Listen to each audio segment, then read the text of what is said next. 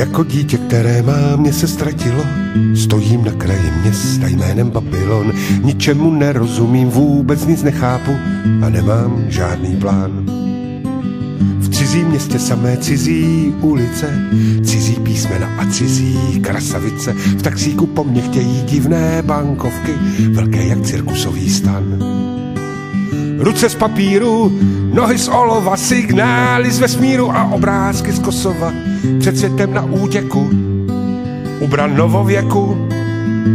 novověku, trhaní lačně chodí kolem plných stolů, brčkama dopíjejí nedopitou Coca-Colu. Po hlavní ulici v šaškovské čepici kráčí apoštol Jan.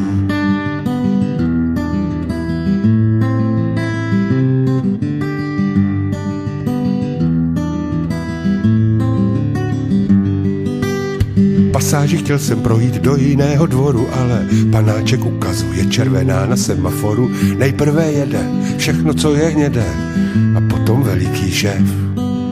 Ten chlapík, co mě kopl, řekl sorry a pak šel, ale ono to stejně bolí, jako kdyby chtěl. A to, co kape z mého rozbitého kolena, je moje, ne jeho krev.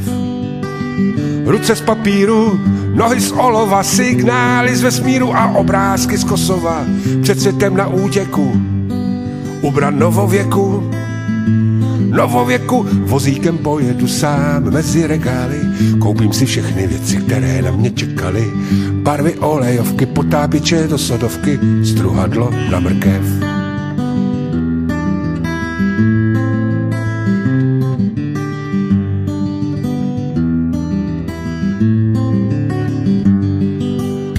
Gumové masce, krásné paní Marilyn a k tomu všemu ještě v saténové košili. Ve vlasech rudé květy, vrazím na toalety a řeknu, tady jsem.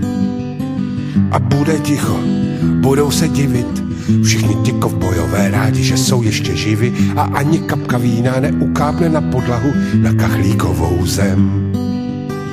Ruce z papíru, nohy z olova, signály z vesmíru a obrázky z Kosova.